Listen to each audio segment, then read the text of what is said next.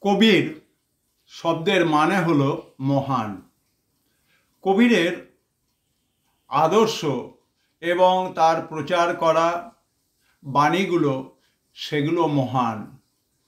আসলে কবি চেয়েছিলেন আমাদের এই বহুত্ববাদী ভারতবর্ষে সকল ধর্মের মানুষের মধ্যে সাম্প্রদায়িক সম্প্রীতির ইতিহাস তৈরি করতে। কবির বলতেন, আল্লাহ রাম একই ঈশ্বরের আলাদা নাম। রাম, রহিম, হরি, হজরত, কৃষ্ণ, করিম সকলেই এক এবং অদ্বিতীয় এবং অভিন্ন।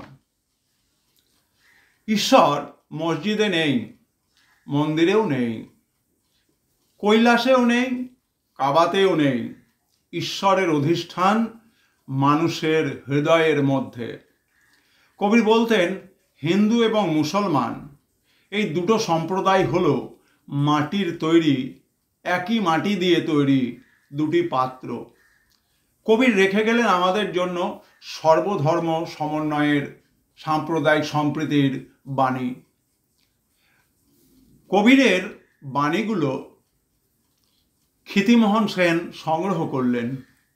কবিগুরু রবীন্দ্রনাথ ঠাকুর এগুলোকে ইংরেজিতে অনুবাদ করলেন এবং বর্তমান দিনে অরবিন্দ কৃষ্ণ মেহেরত্র কবিরের এই গানগুলোকে ইংরেজিতে অনুবাদ করে সাধারণ মানুষের মধ্যে কবিরের ভাবনাকে পৌঁছে দেওয়ার সর্বত প্রয়াস করেছেন।